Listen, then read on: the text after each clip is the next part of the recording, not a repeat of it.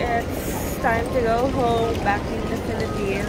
Pero bago natin gawin yun, babalik muna natin itong mga octopus card kasi meron tong deposit na $50. So, sayang din yun. Tatlo pa naman to. So, $150 pa rin naman. Iwan ko muna namin yung gamit dito before checking in. Ako na lang yung bababa para magsauli nito. Then, i-update ko kayo. And, kung paano yung process nung sa ganito. Tapos, maya, uwi na tayo ng Pilipinas. Update ko kayo kung yung mga requirements or kung ano man yung mga ganap dito sa airport today. So, don't forget to like, share, comment, and subscribe. Tara na.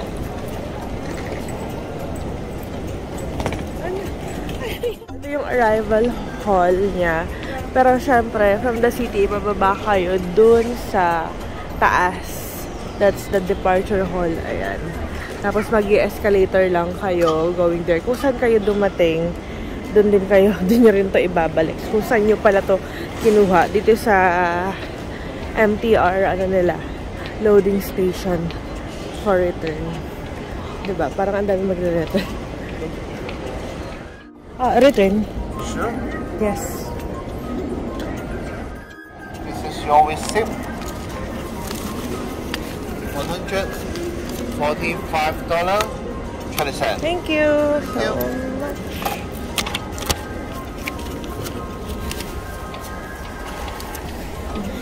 Yay! Successful! Nakuha natin yung ating deposit. Although parang may 11 pesos siya na charge. Pero okay na rin, no? Hello, pangkain pa rin itong 145. Diba? Nabalikan ko na yung mga, yung mga kasama ko sa taas. Sinanap na nila ako. Init pa sa lubong.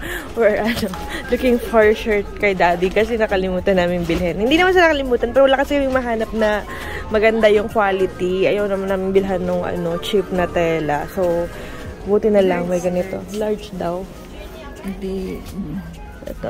Sige, hanapin mo. Ito, large. Large, wait lang. Ayan. Ako na. Ito. So, yung ganitong t-shirt is, magkano ba to? 229 Hong Kong dollars. Ayan. For the same, naman siya, lahat ng mga sizes. Sige, update namin kayo later. Yung kapatid ko din tumitingin somewhere around. Anong meron? Ang ganda.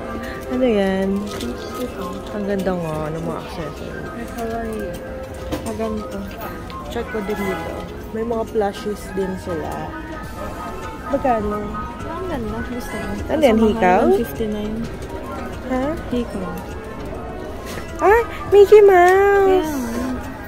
Naiga, tapos ganyan, 159. 1,272. Medyo mahal daw ito, 1,272. Pa yung ibang items dito, ayan. Kung hindi kayo nakabila sa Disneyland at wala na kayong oras, meron silang mga pa-airport goodies dito.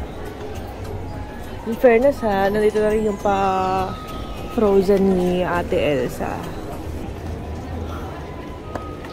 Kano ba to?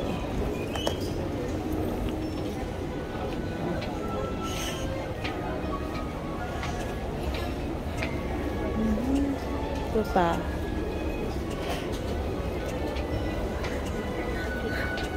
Alam mo, ba't sikat na sikat kayo? Sikat na sikat tong mga cute na animals na to. Pero hindi ko na sila naabutan.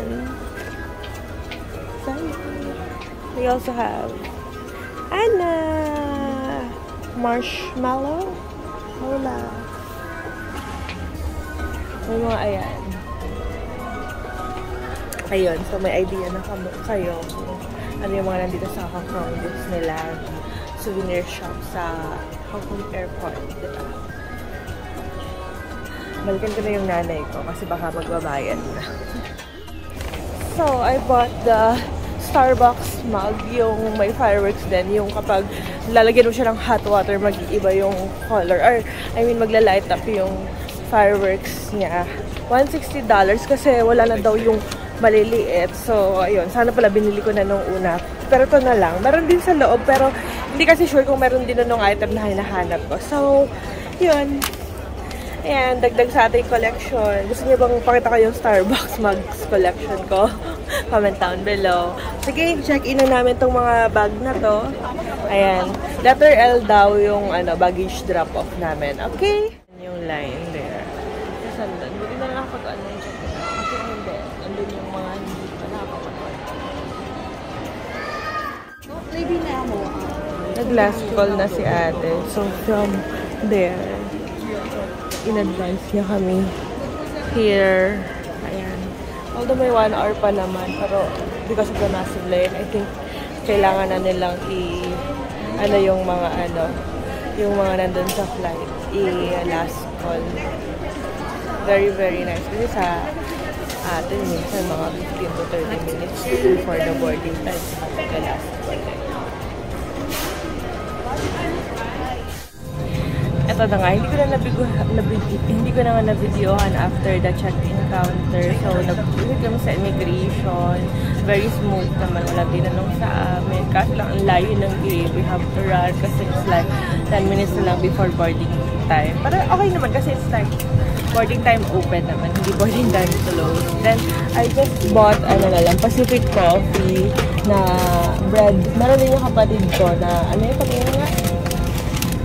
Spinach roll. That one is mozzarella something. Mozzarella pie ata.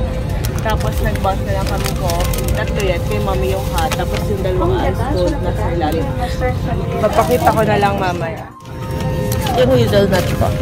Hindi ko natitigman. Lagay ko na lang dito sa caption kung kumusta siya.